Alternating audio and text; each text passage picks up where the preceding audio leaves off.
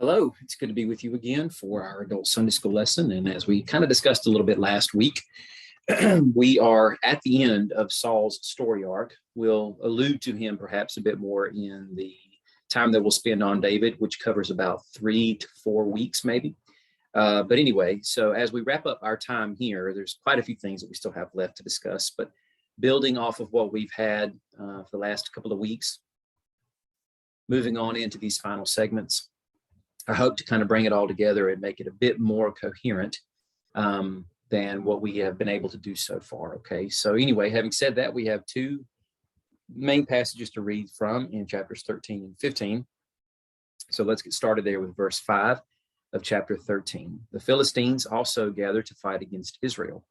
3,000 chariots, 6,000 horsemen, and troops as numerous as the sand on the seashore. So obviously we are missing some context here, and what that is in the preceding verses basically is that Jonathan has instigated another round of conflict with the Philistines. I was about to say Pharisees.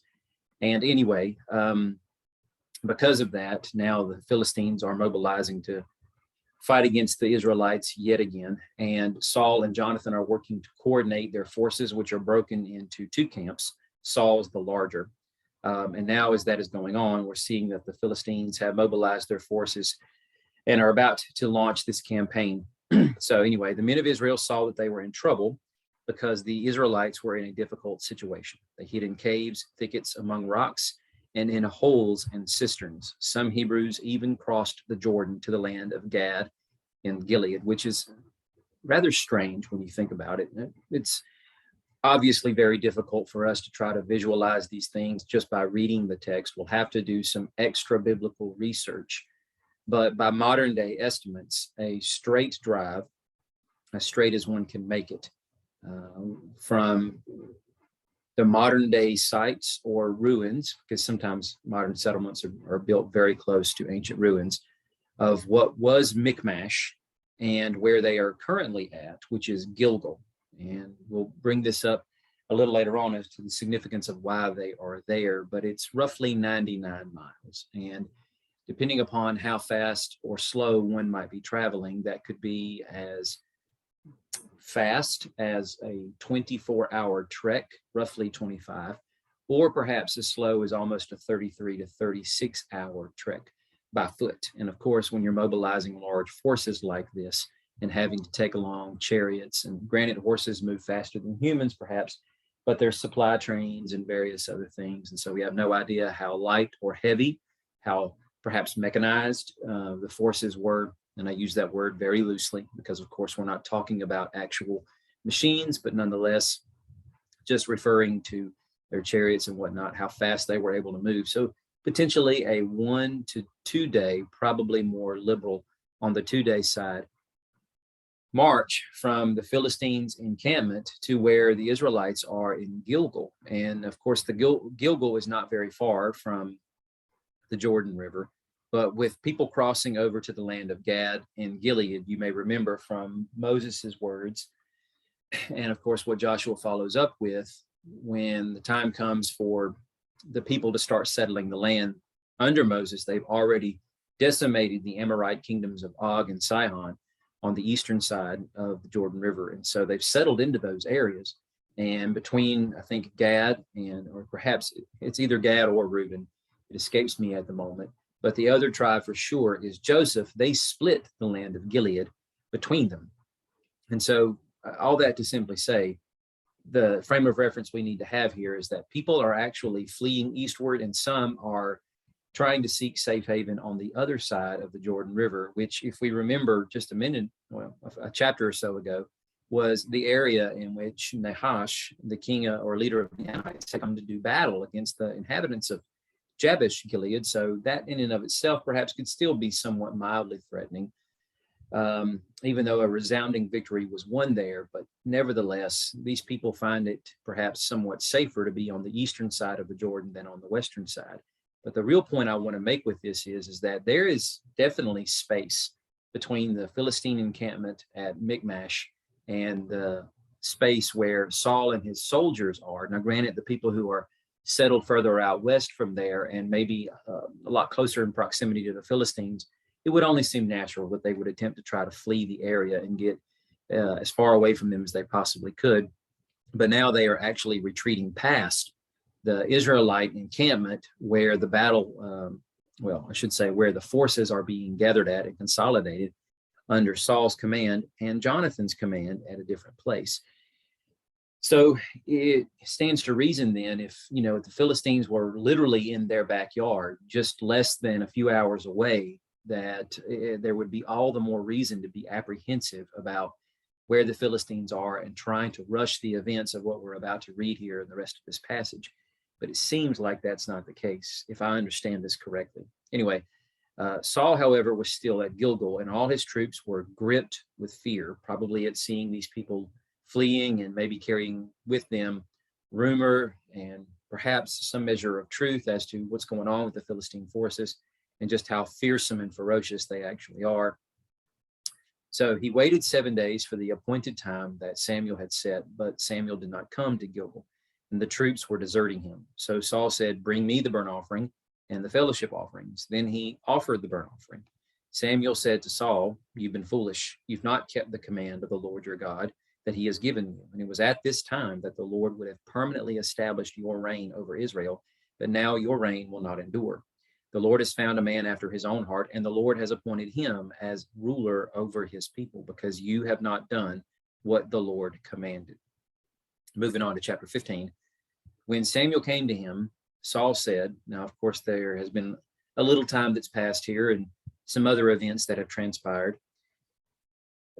But Saul has been ordered by Samuel, who Samuel, of course, was told directly by the Lord to pass this on to Samuel, that he is supposed to go and attack the Amalekites.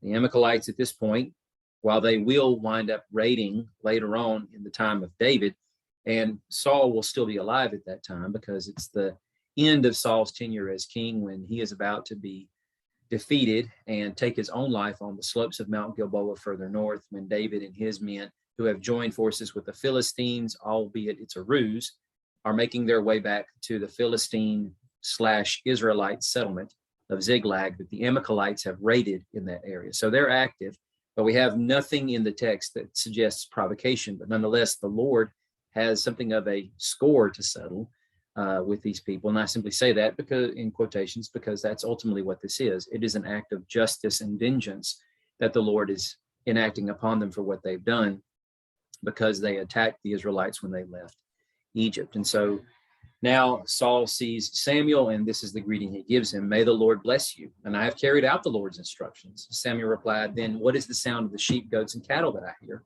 Saul answered, "The troops brought them from the Amalekites, and they spared the best sheep, goats, and cattle in order to offer sacrifice to the Lord your God, but the rest we destroyed." "Stop," exclaimed Samuel. "Let me tell you what the Lord has said to me last night." "Tell me," he replied. Samuel continued, "Although you once considered yourself unimportant, haven't you become the leader of the tribes of Israel? The Lord anointed you king over Israel and then sent you on a mission and said, 'Go and completely destroy the sinful Amalekites. Fight against them until you have annihilated them.' So why didn't you obey the Lord? Why did you rush on the plunder and do what is evil in the Lord's sight?" "But I did obey the Lord," Saul answered. "I went on the mission the Lord gave me. I brought back King Agag of Amalek, and I have completely destroyed the Amalekites. The troops took sheep, goats, and cattle from the plunder, the best of what was set apart for destruction, to sacrifice to the Lord your God at Gilgal." Then Samuel said, "Does the Lord take pleasure in burnt offerings and sacrifices as much as in obeying the Lord? Look, to obey is better than sacrifice. To pay attention is better than the fat of rams. For rebellion is like the sin of divination, and defiance is like wickedness and idolatry. Because you have rejected the word of the Lord, he has rejected you as king." Join me in a moment of prayer, please. Jesus, our King, we are so grateful, Lord, as we express this every week, that you have shepherded us. You have given us of your mercy every day. You have renewed the gentleness of your mercies, the satisfaction of your grace every single day this week. And we are grateful that that has not changed, nor is there an exception to that for us today. Lord, I pray that in this time and space, that you would open our eyes to truth that is resounding throughout your word, concepts that we have seen already established in previous parts of the story that have come to us from Genesis onward, and help us to understand and see how this sequence added to it adds new understanding, new insight, new flavors that we must partake of, and help us to understand the impact of this truth, knowing what is going to come after this. And may we all garner a better understanding of how the gospel plays out, not only in this story, but ultimately how this fits in with everything that you did, the purposeful nature of the gospel writers in recording the events of your life for us. Help us to see how that dramatization is in some way linked to this, so that we can appreciate the impact of what you did and what you call us to all the more. We ask this in your name. Amen. So like so many before him, Saul eats from the wrong tree. Back to chapter 7 to remind us of some things that have already went down that we should be familiar with. When the Philistines heard that the Israelites had gathered at Mizpah, their rulers marched up toward Israel. The Israelites heard about it. They were afraid because of the Philistines. But we recall that during this time, Saul has not even been born yet. Samuel is a young man. He has just began his tenure as prophet. No idea really how old he is at this point.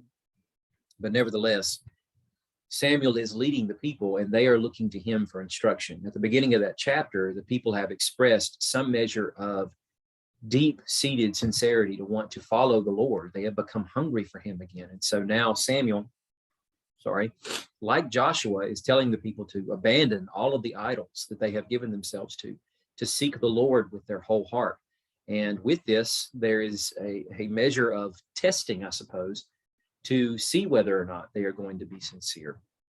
And the Philistines come to attack and oppress once again.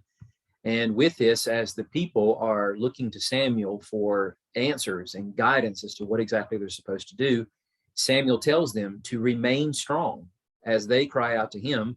Don't stop crying out to the Lord for us, so that he will save us from the Philistines. It's almost as if they are right back on the western edge of the Red Sea when the Egyptians have hemmed them in, and there is no escape here. We do get a much more heightened sense of urgency in the chapter 7 account, with how close the Philistines were pressing upon them, that the people, instead of fleeing, they rush to Samuel, who has become the new Moses figure in the story, and they cry out for salvation, deliverance. And the Lord brings that, not through the parting of a body of water and allowing the people to escape through the cover and concealment of both smoke and cloud, or I should say fire and cloud, but and of course the decimation of their enemy forces through the crashing of the walls of water on top of them, but rather the Lord himself thunders out. And we recall the words of the psalmist in places like Psalm 78 and various other texts in the Psalter that speak to the poetic expression of how the Lord fought for his people, details that are not given to us in the actual Exodus 14 account, but yet really kind of spice it up a bit more with respect to the foundations of the earth quaking and various other things like that. And with that, we have the roaring and rumbling of thunder present there in those accounts. And so it should be a point of connection for us through the poetic words of the Psalter. Granted, those texts are future in comparison to what we have recorded for us in Samuel. But if we've read the Bible comprehensively already, now looking back on these pieces of information, we can see how they connect perhaps. So the Lord thunders out against the Philistines, and with that winds up causing mass confusion amongst the Philistines and so forth. And ultimately Samuel leads the people to victory. So with that, then Samuel took a young lamb, he offered it as a whole burnt offering to the Lord, and he cried out to the Lord on behalf of Israel, and the Lord answered with this billowing thunder. So with that, we have some, as I alluded to a few weeks ago, when we were kind of marching through some of this information, then we have this setup here in chapter 7 that is eerily similar to what is about to transpire here in chapter 13 and what we've read through already. And then, of course, we remember the words that Samuel gave to Saul once he meets him in chapter 8. We have the people demanding the king. In chapter 9, we have this mission in which Saul, unsuspecting as he is, has no idea he is going to run across the path of the seer, Samuel, when he does. And certainly when he does, he has absolutely no way of anticipating the news that Samuel is going to give. And he's even taken aback and confused by it. But ultimately, when he kind of comes around to the understanding that he is going to be anointed as the first king over Israel, and then Samuel takes the flask of oil at the beginning of chapter 10 and pours it on him, he gives him some very succinct instructions on what he's going to do. And there are some acute, almost immediate things that are going to happen, but then there are some things that are going to happen a little while later. And so him having the offerings given to him by these various prophets and whatnot, that he himself will join as part of their company on this one solemn occasion and prophesy, demonstrating his charismatic filling of the Holy Spirit upon him. And then after that, this is what Samuel says in verse 8 of 1 Samuel 10. Afterward, go ahead of me to Gilgal. I will come to you to offer burnt offerings and to sacrifice fellowship offerings. Wait 7 days until I come to you and show you what to do.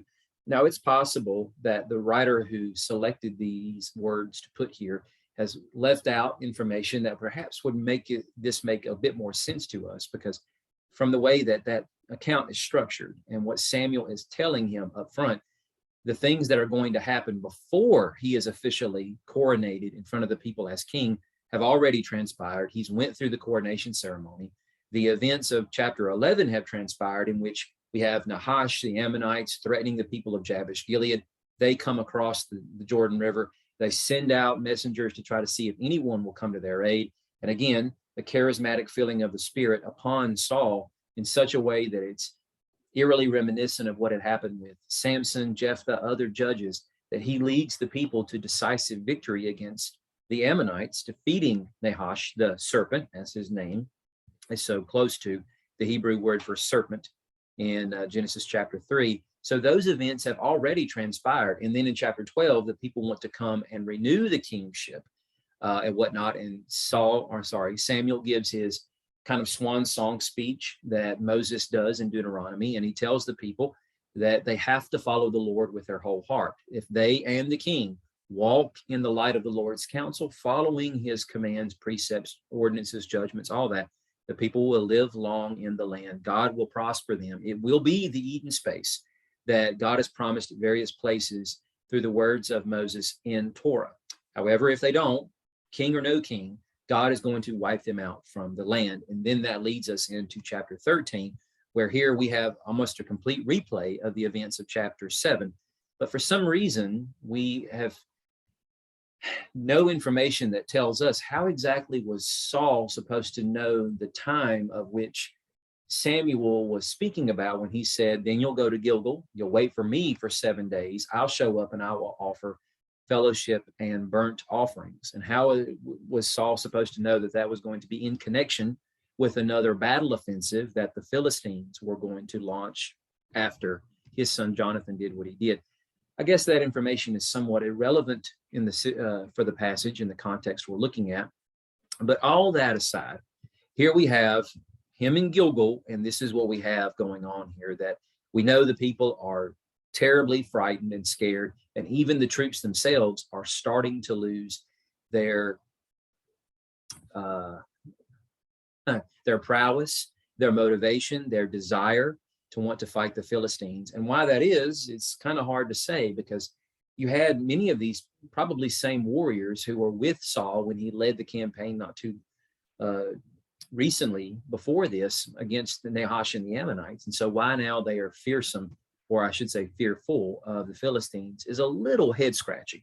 But nevertheless, the point is that they're losing fear, and some of the soldiers have already started to desert them. Now, Saul, from the information that is given to us in chapter 14 through 15, that he is somewhat vaguely familiar with the words of Moses, in that there will come a moment when men are slaughtering animals and they are eating the meat with the blood still in it, having not properly drained it, as is required of any animal that is going to be eaten, whether first sacrificed and then partaken as part of a shalem or fellowship offering, or just simply slaughtered so that people can eat the meat as part of a communal style feast in their own cities and villages and so forth. Either way, in both instances, blood has to be drained. And Saul calls these men out and tells them to stop, and they are being unfaithful. He doesn't directly reference the words of Moses, but that would be the most logical assumption in his understanding of how they're being unfaithful, when saying that they shouldn't be doing this. And so with that, if he is familiar with the words of Moses, then certainly he should be familiar with the stories of their people, because for some time they perhaps have been chronicled in various ways in written forms, but not consolidated totally the way that we have them now in the book of Judges. But he would certainly be familiar, one would think, with the story of Gideon and how Gideon had a sizable force of tens of thousands of men, and the Lord systematically whittled that down to a little more than a few hundred that is going to face hundreds of thousands of men in a coalition forces of Midianites and others and so forth. And so if God had orchestrated this in sending men home, and with such a paltry few was able to defeat hundreds of thousands, then what would it matter at this point if these men are becoming fearful? He had the opportunity here to simply follow the Lord's instruction, to be obedient and wait for the other representative of Yahweh. By other, I mean Saul is, for all intent and purpose, a representative of Yahweh. He is the anointed king. He is a Mashiach, Messiah figure, as much as the high priest is, but those roles are not combined. And so there's something of a tripartite representation going on here now, that all of that seemingly for a time was coalesced in the one man Samuel that has now been divvied up, because soon after this, in the subsequent chapters, we're going to read of another priest who has come from the line and lineage of Eli from Ithamar, who survived what happened in the earlier events of 1 Samuel, when the tabernacle at Shiloh was destroyed, Philistines captured the ark, and all those things. So that will be the first priest figure to come on the scene in the decades that have interluded between those events, and now that Samuel has coronated a king and so forth. And so now we have something of a proper division again of the roles of an actual high priest who may or may not be ministering in a tabernacle sacred space area. Nevertheless, we do have a prophet in Samuel, and we have a dedicated king, and all of them represent God in slightly different ways. And with that in mind here, Saul's job was to just simply wait until Samuel shows up and performs this somewhat priestly function, but yet at the same time, prophetic function of seeking the Lord's favor. Now that's important, because while Samuel hasn't said that, that is exactly what Saul says was his motivation. But at the same time, his understanding of why this was supposed to happen. Maybe it had happened in times in the past. We don't really have any record of this kind of thing becoming an established precedent outside of Samuel doing it earlier without Saul being there as king in chapter 7. We don't have that kind of thing happening really before big battles in the sequence of the book of Judges, or anything that Moses had done before that, right? So with all that in mind, it's certainly not part of Torah that before a battle is supposed to happen, that there's going to have to be a sacrifice and seeking the Lord's favor in some sort of ceremonial way. But all that to say that what happens here is that Saul does something wrong. He sees that the men are deserting him, and so he gives the instruction instead to have the animals brought to him, and he is midway through offering these sacrifices, at least in the sense he's offered the burnt offering first, and then before he can get to the shalem or fellowship or peace offerings, Samuel arrives. Now, what's important here is that perhaps something of what we should understand is that David seems to have gotten this fairly early on. And part of what he's reflecting upon in the 23rd Psalm that he writes is that he knows the Lord would prepare a table before him, even in the presence of his enemies. And the most appropriate way to understand this seemingly would be the way that a person would sit down at a meal as a guest at a close family member or friends, or maybe even a complete stranger who has opened up their home to be hospitable to them, to sit down at their table and to enjoy what food has been prepared for them. The same perhaps is supposed to what we understand here with respect to David's reflection, that even when the enemies are surrounding the sheep, in the case of the psalmist who was writing from that perspective, and that there are all manner of predatory animals up in the crags of the rocks of the cliff that can easily conceal themselves, but the preternatural sense of the sheep, and maybe even the shepherd who's been doing this for some time, knows that those predators are lurking nearby, but the sheep feel safe in the company of the shepherd and by his presence and his guidance and leadership over the sheep. But David, now speaking as an actual person, knowing that there are all kinds of predatory creatures around him, both spiritual or supernatural, in that obviously the forces of the enemy of God's people, the serpent and his minions, are doing everything they can to try to tear apart God's kingdom from the inside and from without. And certainly those human agents that are part of the seed of the serpent and are working against David and the kingdom to try to tear it apart from the inside. So in cahoots with the enemy of God's people, becoming the enemies of God's people, though they are part of ethnic Israel. All that to say that David feels comfortable being able to sit down at a meal while all of these enemies, switch it up for a second and think about it as a brooding army of tens of thousands of soldiers who are just camped all around them, ready to pounce on them in a moment. But yet David feels that the Lord would keep him safe, in so much that he feels he can sit down and enjoy a meal without having to worry about his own safety. And that is what Saul should be doing as he postures himself, appreciating the fact that it doesn't matter how many men are with him, if the Lord has already signaled that he is going to deliver the enemy into their hands. Saul could do it by himself, perhaps. All that to say that once we get to the moment where Saul winds up offering these sacrifices, he has done something wrong. Now, of course, that should create a series of questions. What was it that he did that was wrong? It would be, I think, inappropriate for us to assume that because he is offering sacrifices, that is something exclusive for priests to do. Then we have to keep in mind that we are altogether forgetting or choosing to ignore that Samuel has been doing this for years. He has been riding the circuit and going from various places to not only judge the people and settle disputes and so forth, and assist in the judges that have been appointed to serve as rulers in the towns and villages and so forth. But, and of course, taking upon that Moses moniker of being the one who's sitting at the top of the nation is going to render these judgments to the people. And now that has fallen to Saul to have to handle. But nevertheless, the point is as he goes to all these places, he is offering up burnt and fellowship offerings. Now, why it is he's doing that, it's a little bit difficult to say.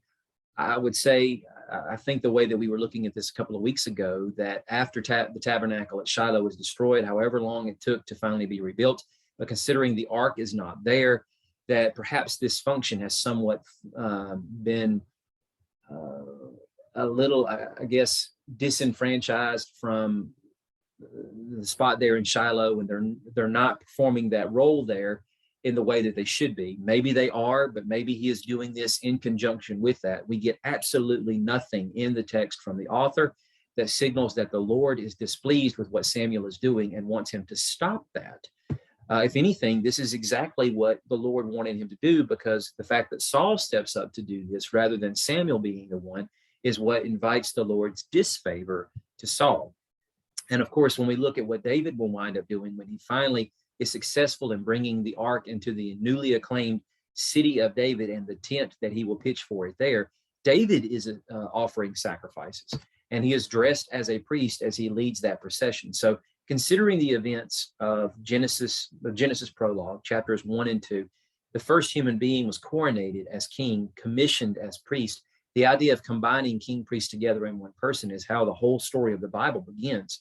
So it would be wrong for us to assume, even though we have the incident of David's future descendant Uzziah, it's probably the motivation behind why Uzziah wanted the priesthood and why he did what he did, as opposed to the fact that these roles were going to be combined. And it seems like because of Moses' reluctance, Moses even skipped out on the chance, as God now passed the opportunity on to his brother Aaron, who was perhaps not really even supposed to be Moses' assistant, had Moses stepped up and agreed to do what the Lord wanted him to do, in partnering with him to be the deliverer rather than fight so heavily against him. He perhaps could have had the coalesced roles of both king and priest together rather than having to share that with Aaron. I digress. As soon as this happened, when Samuel comes into the company of Saul, he asks him this question as Saul is greeting him. Paradoxically, Samuel asking the very words that God does of the woman in Genesis 3, "What have you done?" The exact same expression in Hebrew in both places. And we've seen that in chapter 4 of Genesis with Cain killing Abel and God showing up to say, "What is it that you've done? Your brother's blood cries out to me from the ground." And then various other places where the same formula is used. And in every instance, we know it's directly related to a moment of rebellious disobedience on the part of the person who this question is posed to. So Samuel, being God's representative, asking him, what have you done? Which, if we're to understand the author's intentional use of that very formula, it's to draw our attention back to the garden. And in the moment when the man and the woman, I should say the woman and the man, because he's right there beside her, are there in front of these two trees, the tree of Tov and Ra, good and bad, and then the tree of life. And both of them are choosing to imbibe of wisdom that they can get from the tree they are forbidden to partake of, rather than the wisdom from the tree that represents listening to God and choosing for him to set the parameters of what's right and wrong. And of course, when Samuel puts this to Saul, he answers, when I saw the troops were deserting me. This goes right back to what happened in Genesis 3, when the woman saw that the tree was good for food. It's quite different here in the sense that Saul is very apprehensive about what is happening. His forces are rapidly diminishing. So what he sees is not Tov, it's not good, but it leads him to making a decision on what would be Tov, what would be good, in order to try to entreat the Lord's favor, which by itself is not wrong. That's exactly what Samuel would be doing if he came to offer the burnt offerings followed by the fellowship offerings. But let's just stop for a second and understand what exactly the purpose of those would have been. Those are not supposed to be talismans.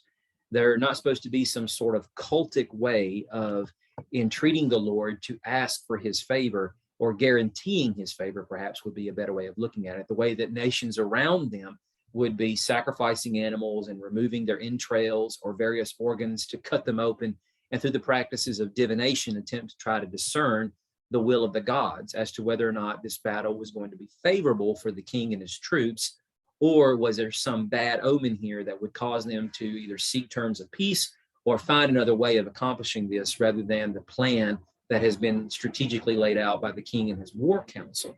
That's not what this is for.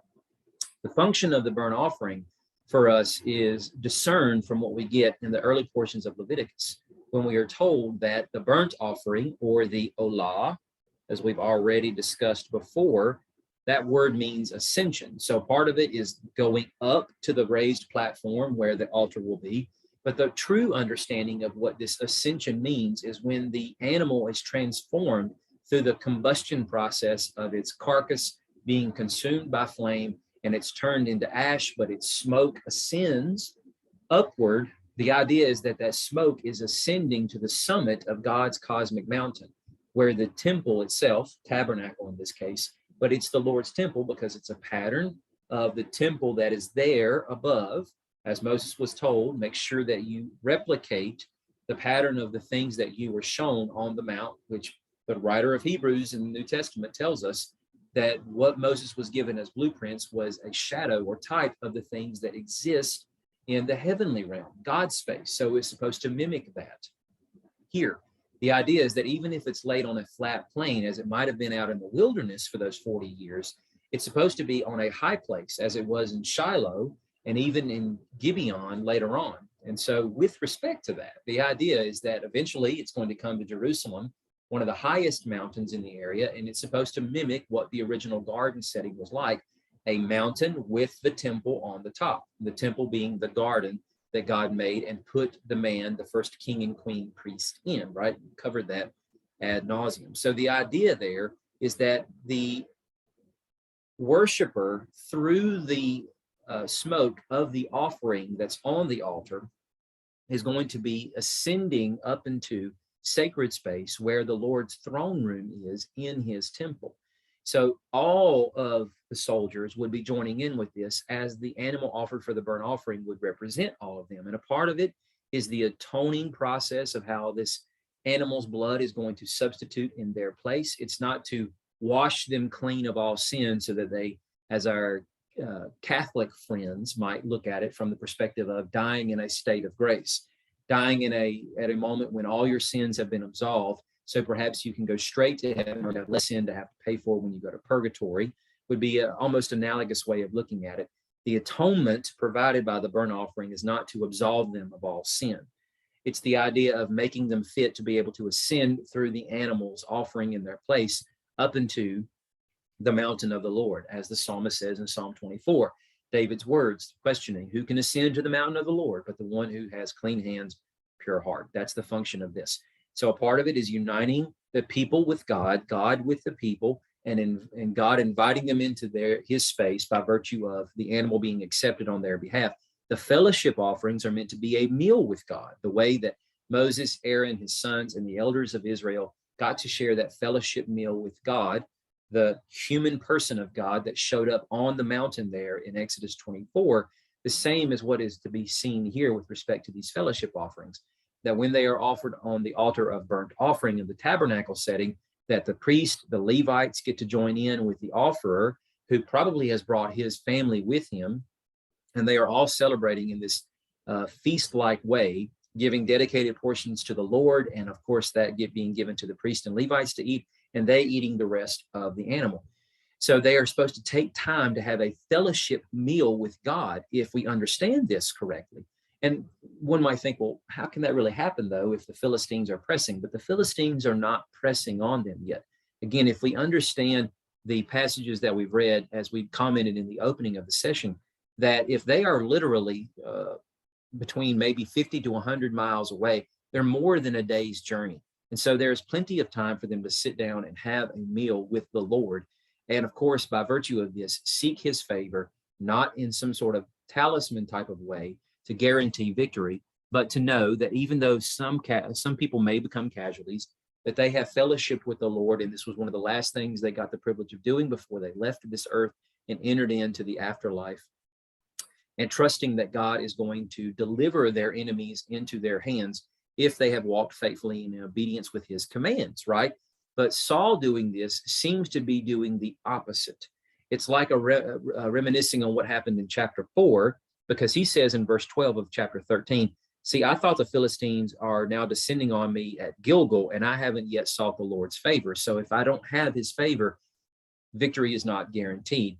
Kind of hearkening back to chapter 4, when the troops had already been defeated by the Philistines, suffering a few casualties in comparison to what they will suffer when they go back to the tabernacle and they say, hey, this is how we'll solve the problem. Let's bring out God's portable throne, the one who is enthroned above the cherubim, bring him out to battle so that he will lead us in battle by virtue of his ark going before us. And then certainly victory will be ours. And it turns out to be the exact opposite, as the Lord allows the ark to go into exile and ultimately the tabernacle to be destroyed. So if we understand the attitude then of Saul, I think we can appreciate why this was so egregiously wrong for him to have done that. Okay. Now moving on beyond chapter 13 into 14. Of course, we haven't read anything from 14, but it's important for us to have this down so that we can appreciate how this sets us up for what will happen in chapter 15. But let's just stop here for a second and sum up that if we can appreciate the idea that there are strong textual links back to Genesis chapter 3, then what is going on here is that Saul had the chance to imbibe of the wisdom that God was offering here in the moment for him to, in spite of the circumstances, to trust that God's way was right, that he is defining what is tov and what is ra. And Saul can either accept that and come into compliance with it with obedient heart and love for God, or he could allow his own sense of what is tov or ra be what dictates that is right in his eyes, which of course is the very mindset that he'll have in chapter 15. So Saul has in this moment eaten from the wrong tree. We know from the events of Genesis chapter 3 that in moments like this, exile and death is what ensues, as God warned in chapter 2 of Genesis.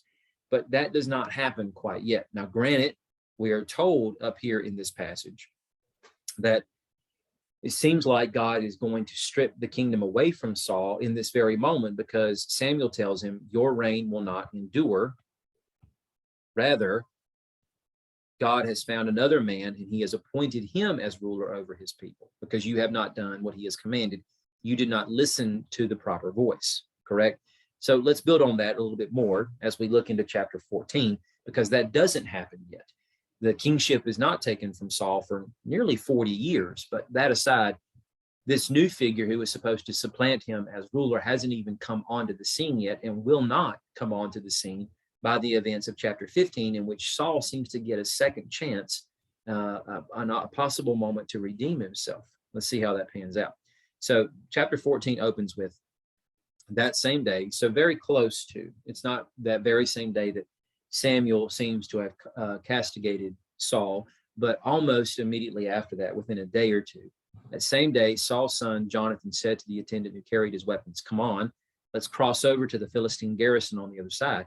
However, he didn't tell his father. And Saul was staying under the pomegranate tree in Migron on the outskirts of Gibeah. So this phrase, outskirts of Gibeah, in some Hebraic texts, literally means, like we would think, on the outskirts of a village. So the outer parameters, if you're thinking about this being a town, somewhere like that. But the Septuagint, the Greek translation of this, book of the Bible, and it's important for us to appreciate the fact that there is heavy influence from the Septuagint on the writings of the New Testament, first and foremost, in the way that it quotes the Old Testament, almost exclusively coming from the Septuagint.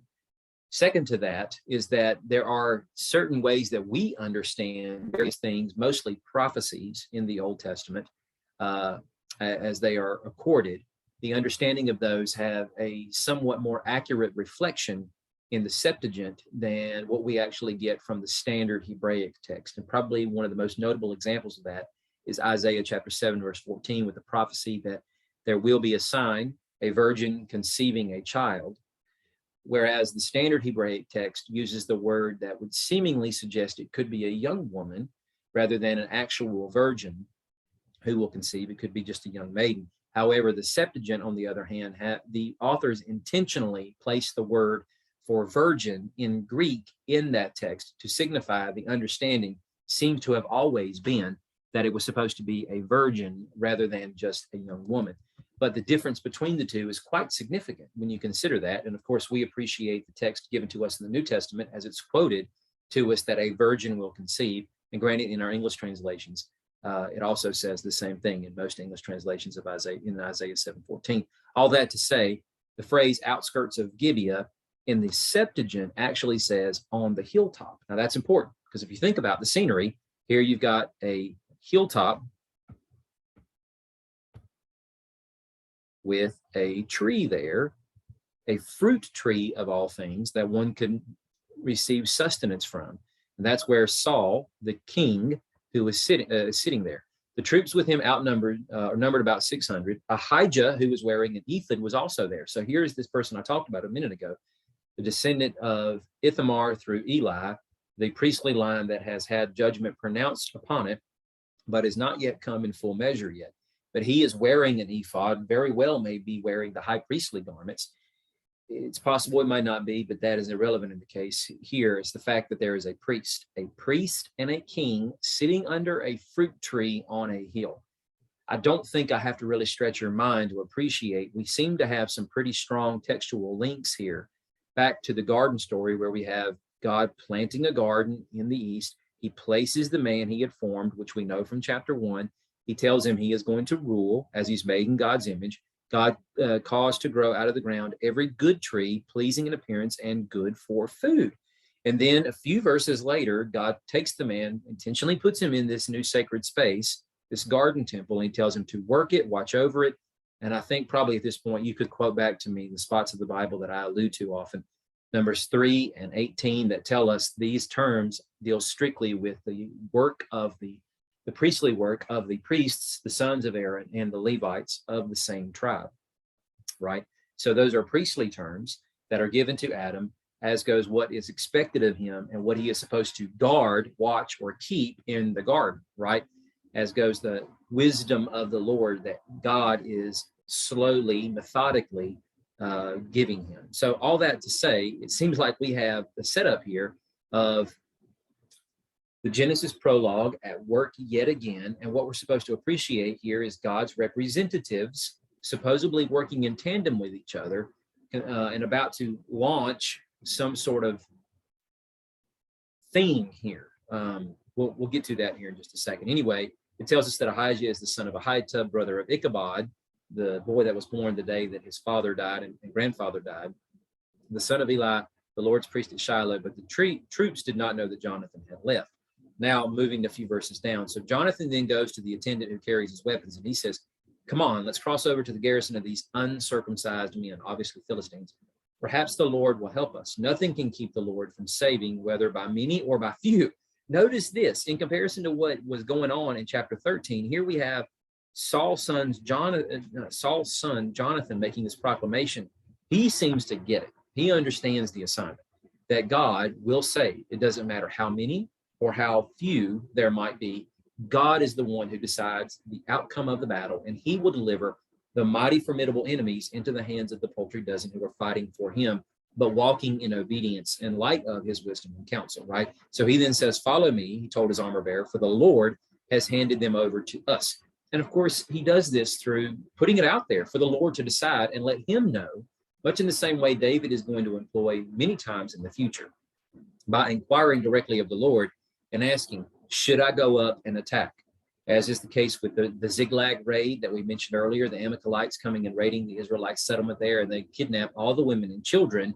And David asks in that moment, should I go out and attack them to recover what we've lost? Imagine what would have happened had God said no. Probably mutiny on the part of his men, who all their wives and children are now slaves and captives of the Amalekites and can be sold at any moment to the Egyptians or any other nomads, I was about to say nomadic, any nomads wandering through the area, right? So given that, David trusted that even though it seems like the only logical, sensible conclusion must be go and attack, yet he waited for the Lord to give his signal as to whether or not this was what he wanted, and that if it wasn't, David would trust the Lord to do whatever it was he chose to do to recover what was lost.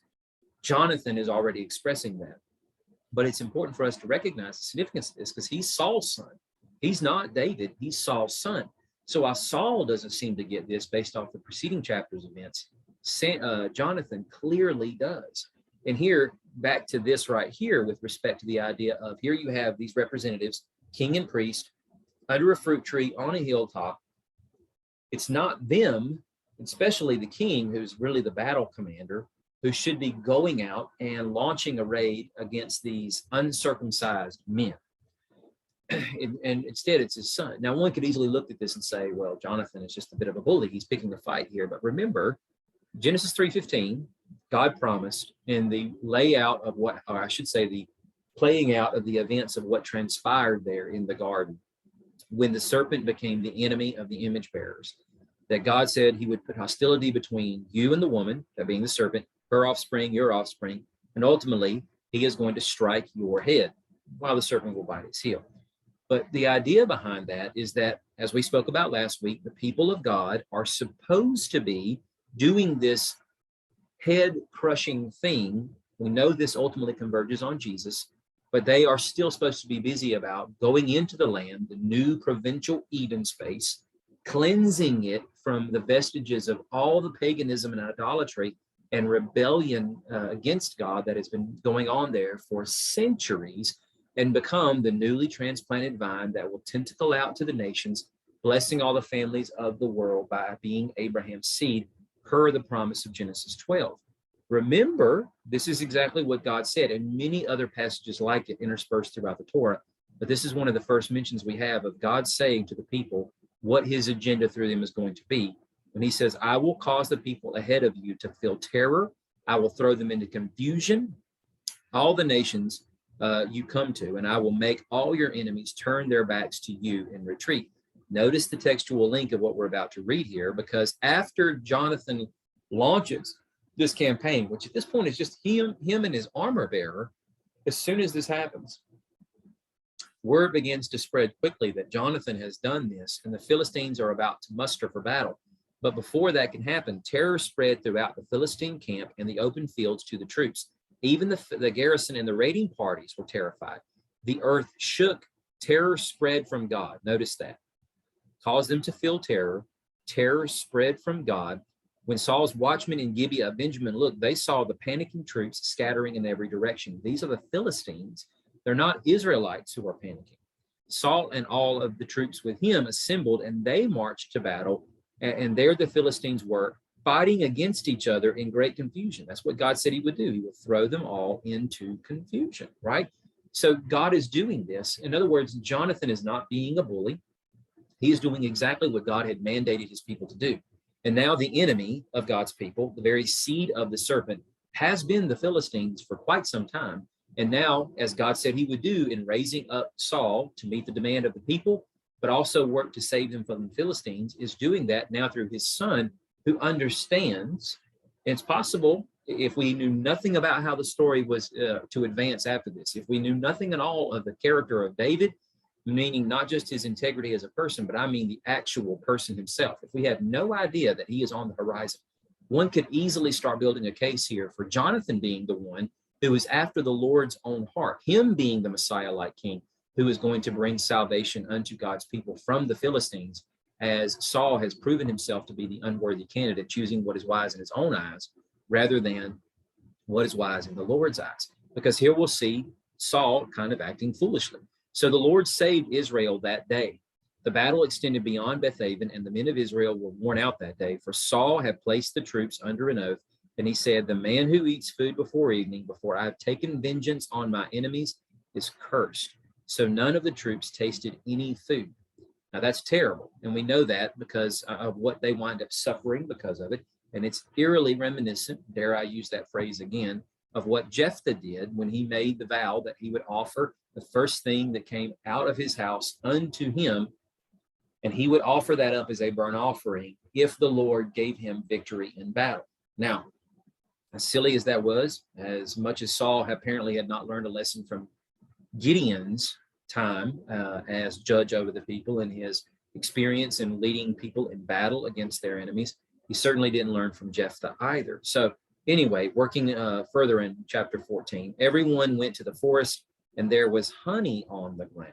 When the troops entered the forest, they saw the flow of honey, but none of them ate any of it because they feared the oath. Now, it's important for us to appreciate here the verboseness of the word flow, because if you appreciate the actual Hebrew word that this is translated from, it seems to suggest something of a river-like effect. Now, I'm not necessarily saying that there was a literal river of honey flowing through the land. I'm not saying there wasn't, I don't know.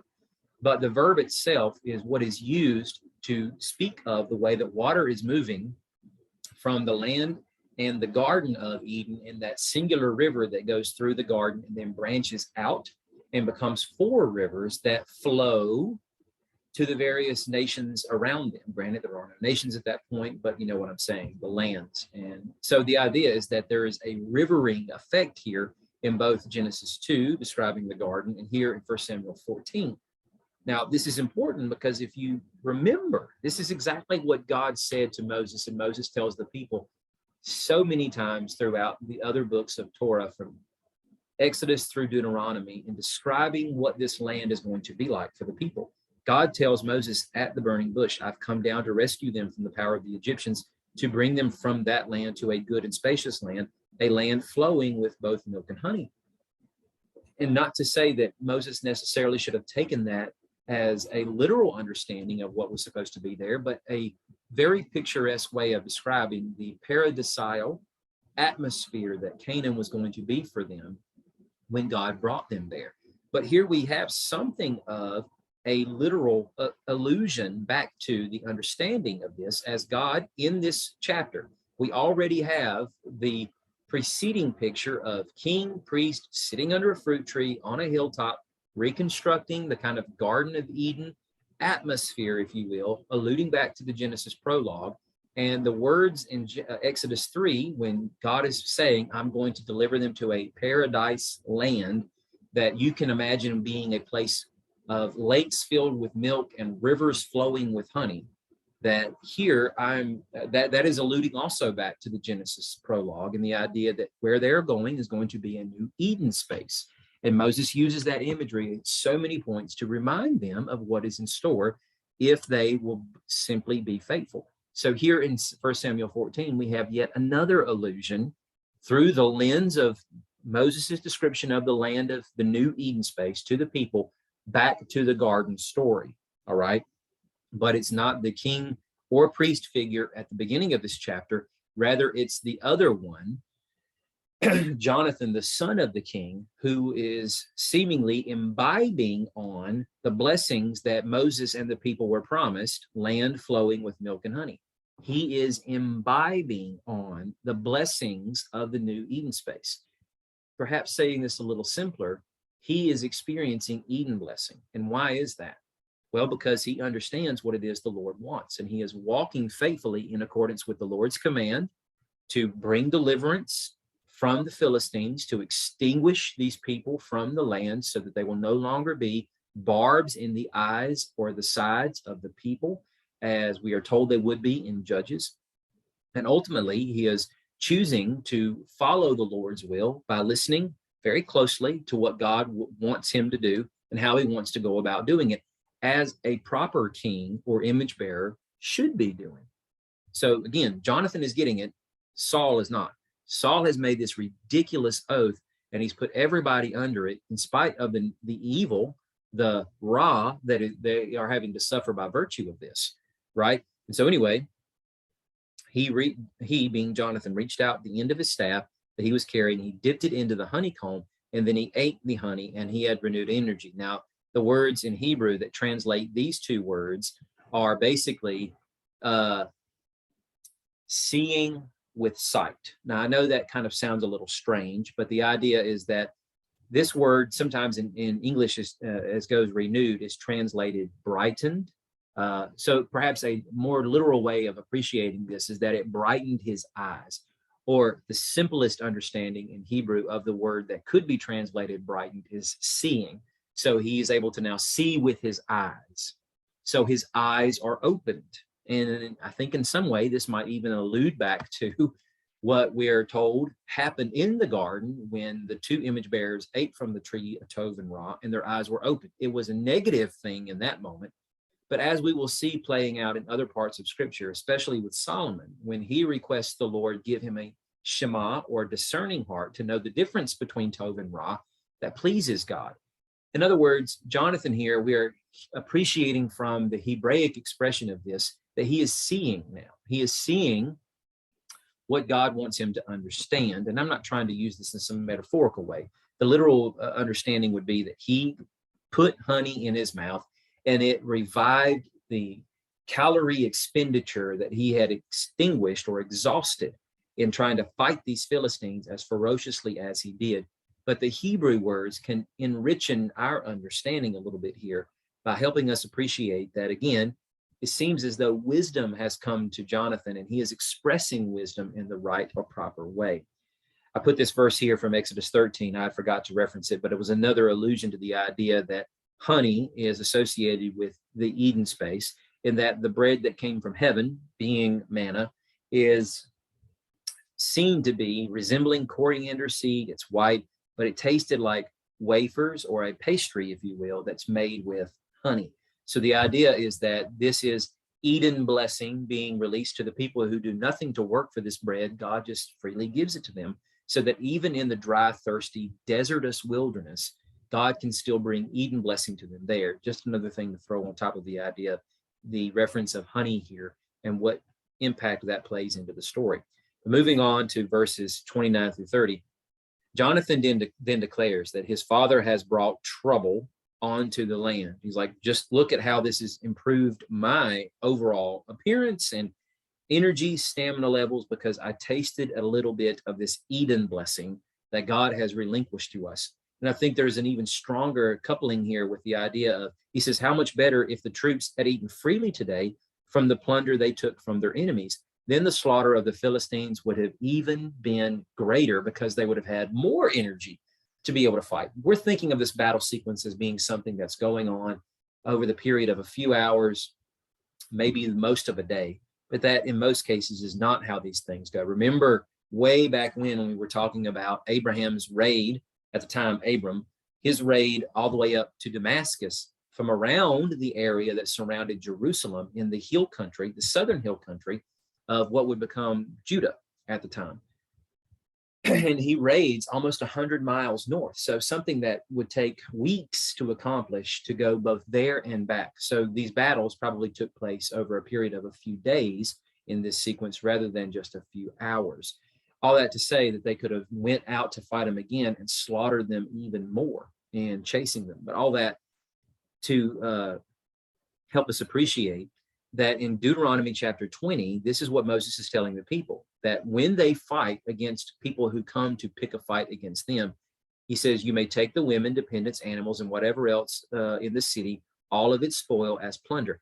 And then you may enjoy the spoil of your enemies that the Lord your God has given you. So if what they are supposed to appreciate in the land is supposed to be the abundance of God's Eden blessing that he is releasing to them, if they walk faithfully in the light of his wisdom and counsel, then when wars have to be fought because other people come pressing against them to act as the seed of the serpent and position themselves as the enemies of God's people, then when God delivers the enemy into their hands and they succeed against them, then part of that Eden blessing is all that they will rake in as plunder. So honey, in the story of 1 Samuel 14, along with what potentially could have been the spoils of war and the plunder that they would have gotten, Saul could have made this available to the people. He had no right to stand in their way and say they could not have that unless God expressly forbade that.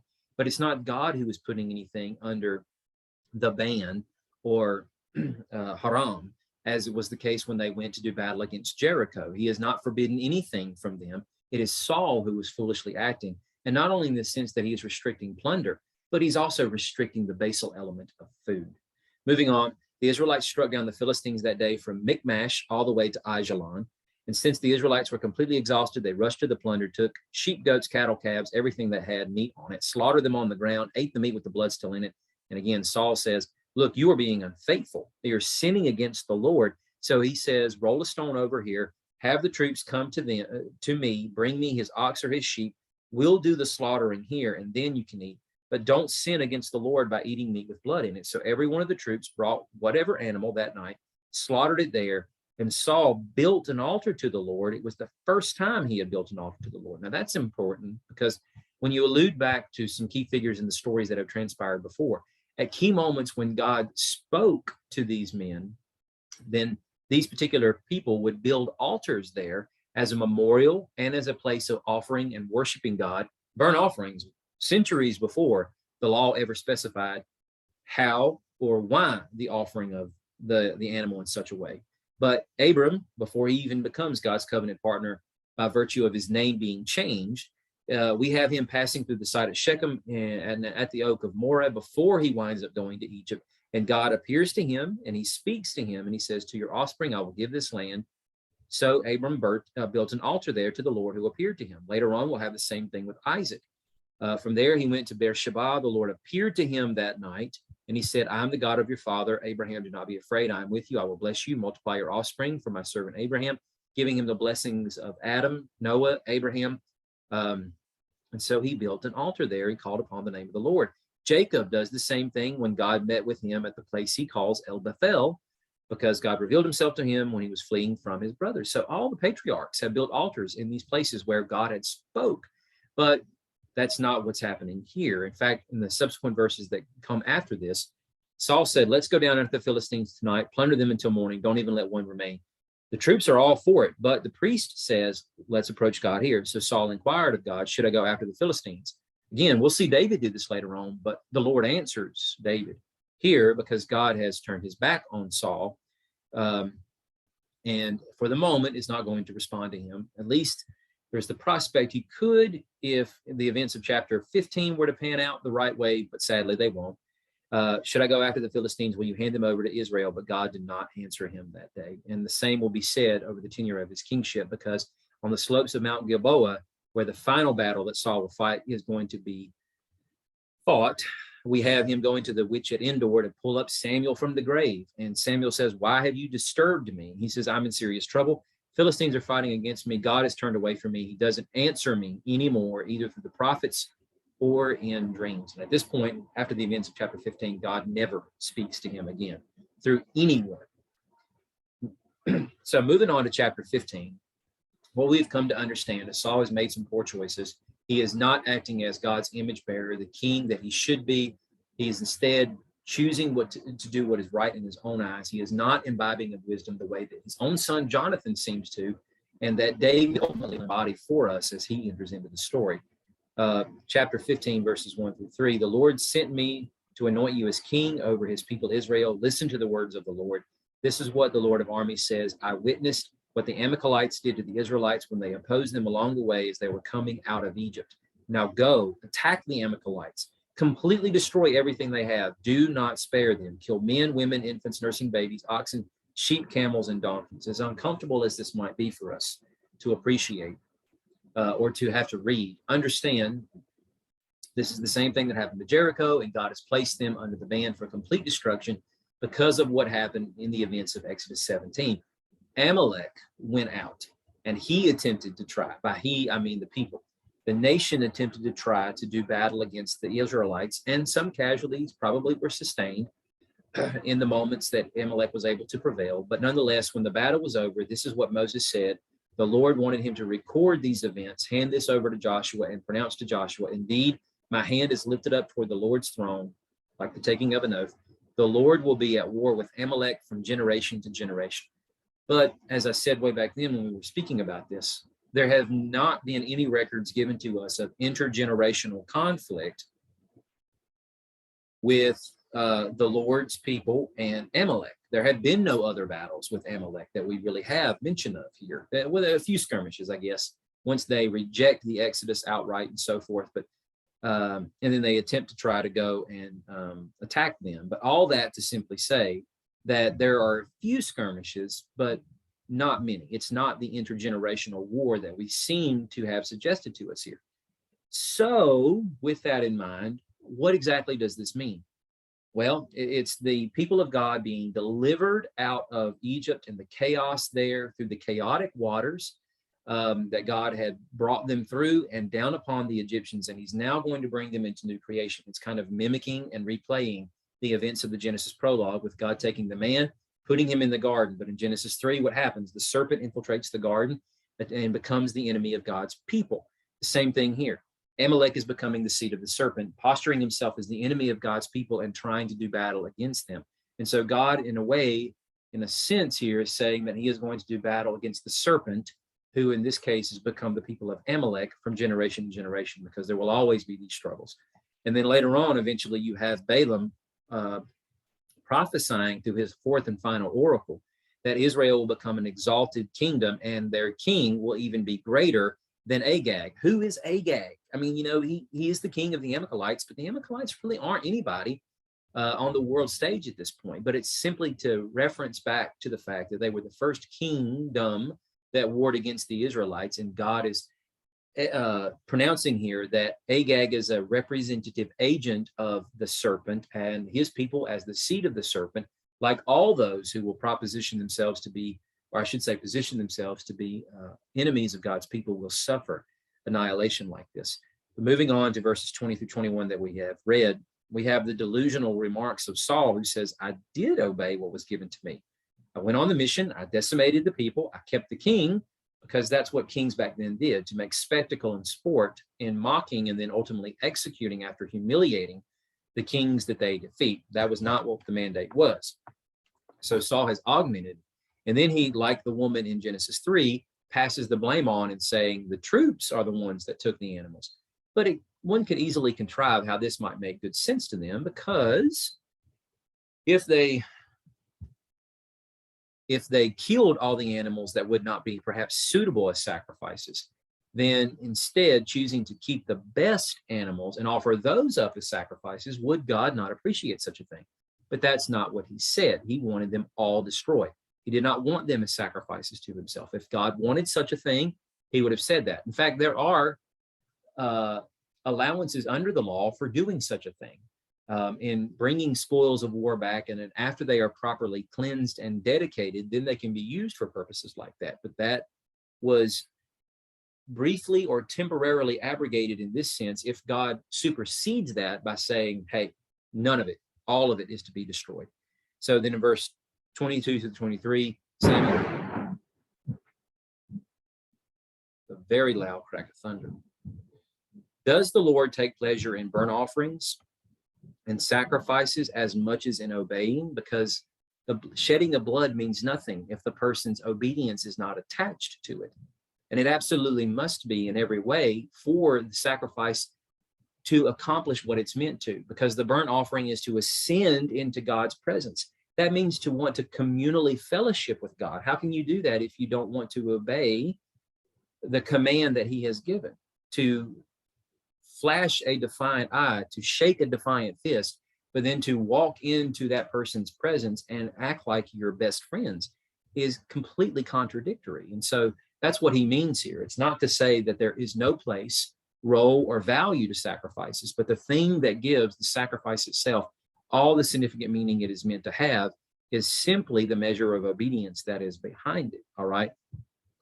To pay attention is even better than the fat of rams, which is the best part that is offered to the Lord that nobody gets. It is offered with complete sincerity because that is what you want the Lord to have, the absolute best, which is what he deserves. And does he not deserve one's complete, full attention? Instead, to rebel is like the sin of divination. Divination, attempting to divine what the will of the gods are so that you can kind of get in on their plans. What's the divine council's attitude in regards to this, that we can make sure that we may be able to manipulate that in our favor to ensure that even if the gods aren't fully behind us in this moment, we can get what we want so that we don't suffer their wrath. It's trying to circumvent the system. So rebellion is like that. It's circumventing the system to get what you want without having to do what God requires.